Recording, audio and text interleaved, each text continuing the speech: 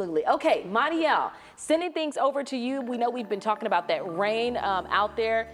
Has it made it out our way just yet? It continues to move through the area, and just expect it really the rest of the afternoon. So this is going to be a day-long event.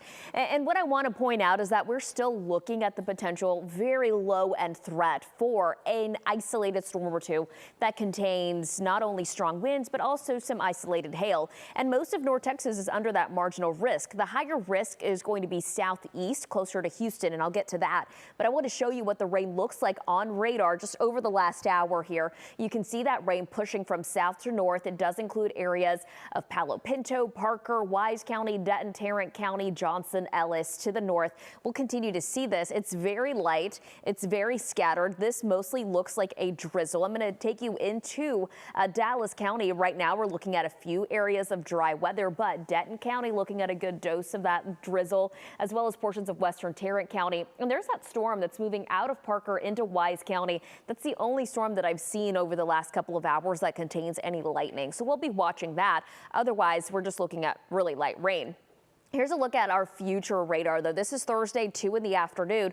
You see some of this activity, maybe a few pockets of that heavier rain making its way to the northeast. We'll continue to see this maybe even expand in coverage here. This is around 4 in the afternoon, anywhere from Collin County north towards the northeast, closer to the Red River. That's where our coverage will be highest, will be east of the Metroplex. This is now Thursday around 6 in the afternoon. You again see a lot of that activity pushing towards the east. We'll continue to see that drying out. This is now at 8. Notice this, the I-35 corridor counties, yes, including the Metroplex, looking dry by around 7 or 8 this evening.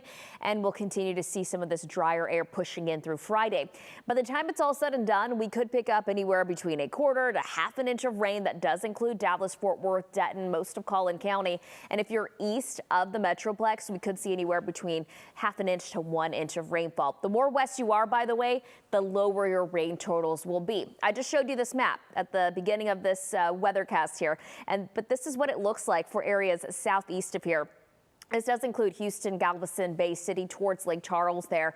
And this threat has actually lowered from this morning. This morning we saw a level 3. It's been downgraded to a level 2 for the potential of some large hail, some strong winds with isolated storms, and maybe even an isolated tornado between now and 6 in the afternoon. So we'll be watching also our friends, our neighbors to the southeast, because this is what they'll be dealing with around 2 in the afternoon. We'll be dealing with the scattered showers and thunderstorms, but there's a big cluster of rain moving through, and it now looks like it shifts even more towards Louisiana. This is what it looks like at Fair Park right now. 57 degrees. We mentioned that visibility could be limited with this light rain that's moving through the area, and that's exactly what we're seeing in Dallas County. So just be on the lookout for that. Be careful, slow down throughout the day if you do have to be out on the roads. We could make it to about 62 degrees. That's the forecast high temperature. This will happen between 2 and 3 in the afternoon, with temperatures likely only staying in the upper 50s for our northern counties. It stays cloudy. It stays pretty damp throughout the rest of the day. Now this evening into the overnight, it is going to dry out and it's going to cool down. We'll be at about 43 degrees by the time Friday morning rolls around, December 1st, if you can believe it, a high near 59 degrees. This weekend, we are warming up. Upper 60s expected with sunshine, morning lows in the 40s. Next week looks dry. Looks mild. It looks pleasant. These temperatures are running a little warmer than what's considered normal this time of the year, but overall not a bad way to kick off December. Next weekend, though, it does look like we see our next round of rain, Tashara. Okay.